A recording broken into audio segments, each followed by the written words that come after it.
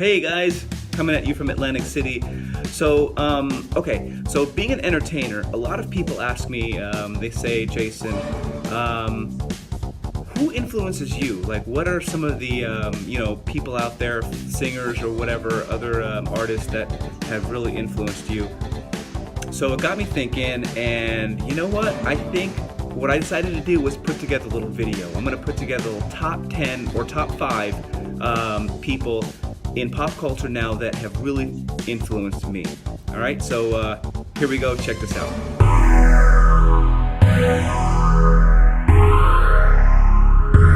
All right, coming in at number 5, this guy, he made my list because not only is he a really, really good entertainer, he's a really creative artist, but what I really like about him is his natural business mind. And that's something I'm just really fascinated with. So a lot of people are surprised about this one, but number 5 is hip-hop mogul Jay-Z. My advice is just do things that are true to you. Most things that I'm involved with are extension of being creative. So I would just say get involved in things that you love, and also have a standard for yourself and have some sort of integrity, and try to, find some sort of truth in what you're doing. There are a lot of people with tons of money who aren't happy because either they become a prisoner of their money, or they become so consumed with getting money that they don't allow time for happiness. I didn't go to any proper business school or read any follow any manuals like the Record Business 101 or anything like that. I just pretty much followed my instincts. In the beginning, we went to every single label, and every single label shut their door on us. The genius thing that we did was we didn't give up. We started selling our own CDs, and we built our own buzz, and then the record company came back to us. So now we had a different negotiation. It wasn't the same artist label relationship. Now we retain ownership in our own company. You have to find your genius level talent. Then you have to believe on it. No matter what anyone says to you, you have to have this focus. So you have to find it. Yes! Then you have to believe in it. Then you can't let nobody put it. This next person made my list because I just think that he is probably one of the best communicators of all time. And when he came on the scene, what he did made me want to be a better American. I'm not kidding. All right, so number 4 is our President of the United States, Mr. Barack Obama. I believe we can keep the promise of our founding. The idea that if you're willing to work hard, it doesn't matter who you are, or where you come from, or what you look like, or where you love. It doesn't matter whether you're black or white, or Hispanic, or Asian, or Native American, or young or old, or rich or poor, able, disabled, gay or straight. You can make it here in America if you're willing to try.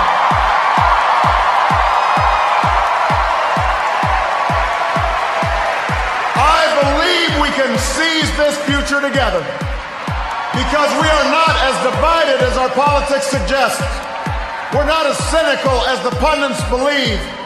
We are greater than the sum of our individual ambitions, and we remain more than a collection of red states and blue states. We are and forever will be the United States of America. And together, with your help and God's grace, we will continue our journey forward and remind the world just why it is that we live in the greatest nation on earth. Thank you, America. God bless you. God bless these United States.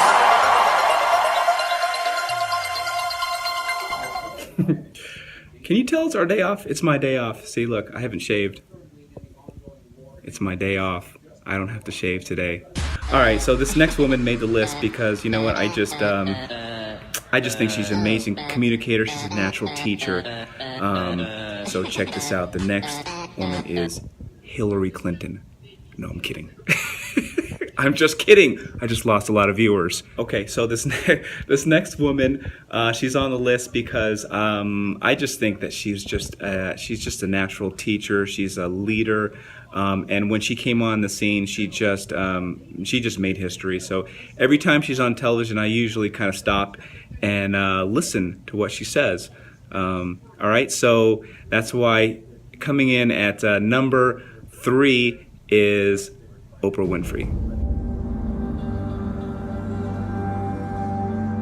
Many of you, as I have been, as I am, are where you are in your life based upon what you believe. And it's not just what you think you believe on the surface, it's also your shadow beliefs that are holding you back from moving into the life that you believe you deserve.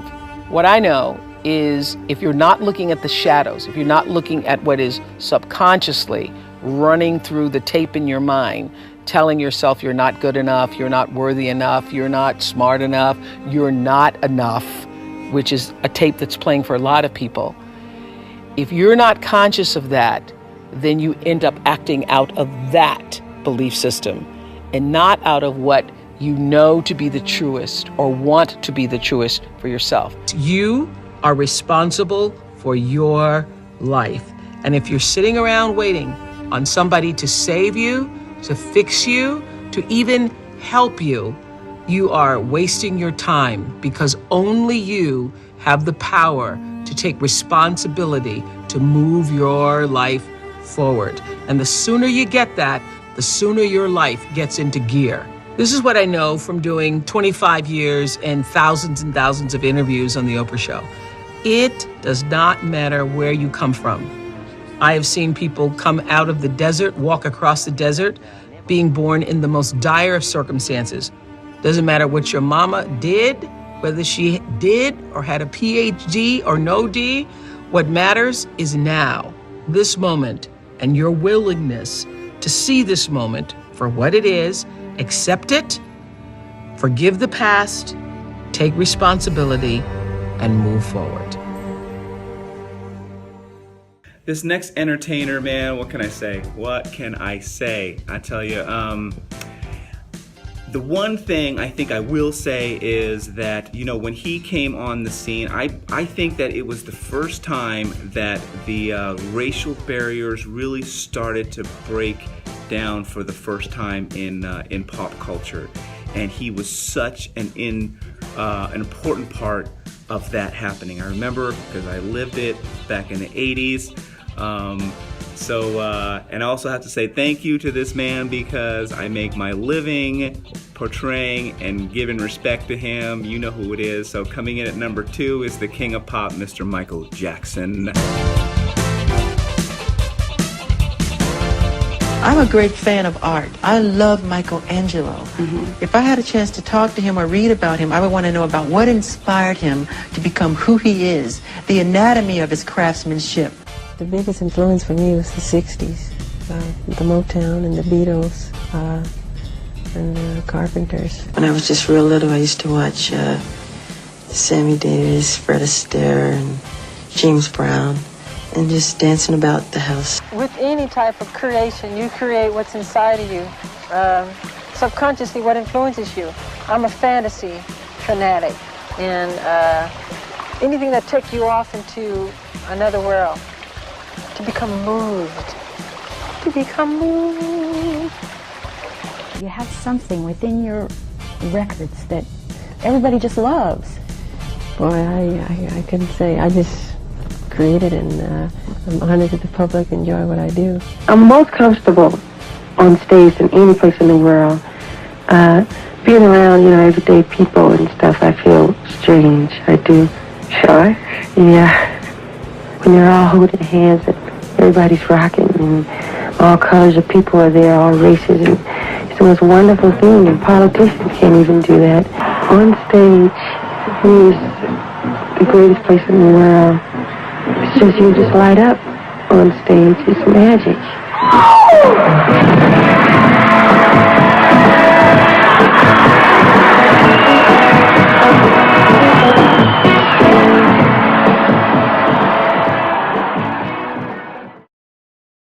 Okay, so this next man, here's the thing. When I would go see his movies when I was a kid, I don't even know what it was, but they would inspire me. They would make me wanna be more creative. They would make me feel good. He has a heart of a child, and I don't know what it is. I really can't pinpoint it, but I've never met him, but I really genuinely love this man. He created films like Jaws, Close Encounters, E.T., Raiders of the Lost Ark, The Color Purple, Saving Private Ryan, and my personal favorite all-time film of all time, Schindler's List. Man, this guy, I'm telling you, he is really one of my heroes.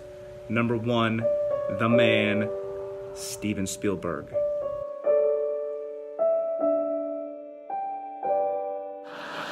Well, what you choose to do next is what we call in the movies the character-defining moment.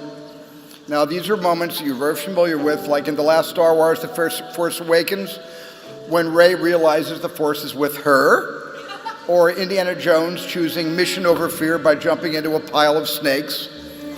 Now, in a 2-hour movie, you get a handful of character-defining moments, but in real life, you face them every day. I was lucky that at 18, I knew what I exactly wanted to do, but I didn't know who I was. How could I, and how could any of us? Because for the first 25 years of our lives, we are trained to listen to voices that are not our own. Parents and professors fill our heads with wisdom and information, and then employers and mentors take their place and explain how this world really works. And at first, the internal voice I needed to listen to was hardly audible, and it was hardly noticeable, kind of like me in high school. But then I started paying more attention, and my intuition kicked in.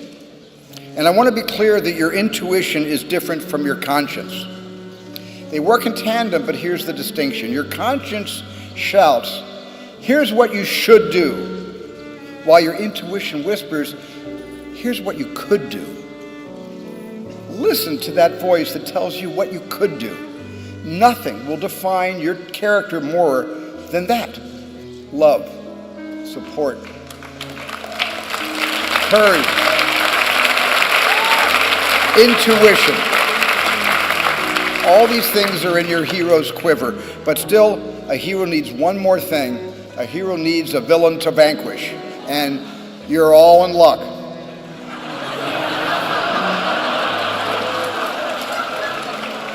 This world is full of monsters. Instinctively, and maybe even genetically, we divide the world into us and them. So the burning question must be, how do all of us together find the we? To me, and I think to all of you, the only answer to more hate is more humanity. We have to replace fear with curiosity.